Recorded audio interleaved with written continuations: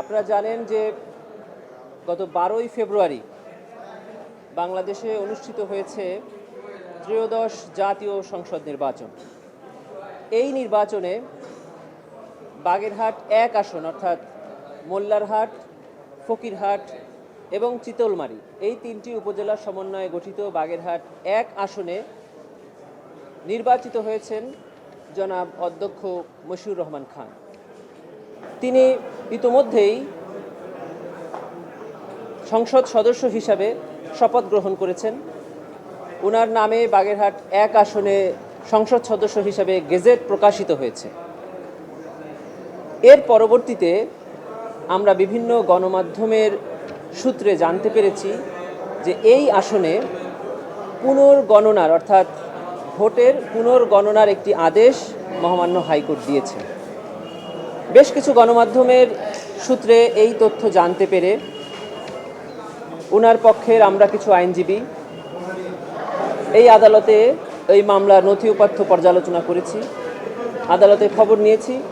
আমরা জানতে পেরেছি যে গণমাধ্যমে প্রচারিত এই তথ্যটি সঠিক নয়।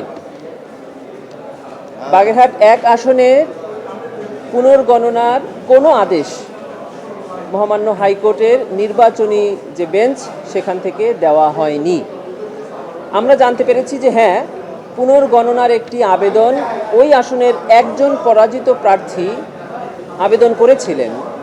সেই আবেদনটি নির্বাচনী বেঞ্চ গ্রহণ করেছেন এবং আগামী 21 মে 2026 তারিখ এই মামলাটি শুনানির জন্য দিন ধার্য করেছে।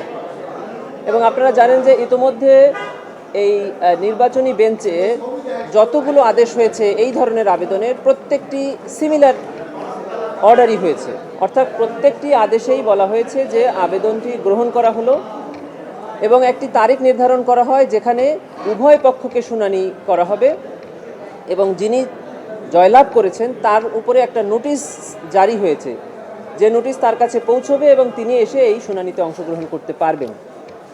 ইন দি মিন টাইম যে ব্যালট ওখানে হয়েছে সেই ব্যালটগুলো প্রিজার্ভ থাকবে। গভর্নমেন্টকে এই ধরনের একটা ইনস্ট্রাকশন দিয়েছে। এই ধরনের আদেশ বেশিরভাগ মামলাতে বা সবগুলোতেই হয়েছে, যতগুলো উনি অ্যাডমিট করেছেন। এই বাগেরহাট 1 আসনের পুনর্গণনার আবেদনেরও একই আদেশ হয়েছে, অর্থাৎ আবেদনটি নির্বাচনী ট্রাইব্যুনাল গ্রহণ করেছেন এবং এই আবেদনের উপরে উভয় পক্ষকে নোটিশ জারি হয়ে ফিরে এসে শুনানির দিন ধার্য করেছেন 21 মে 2026।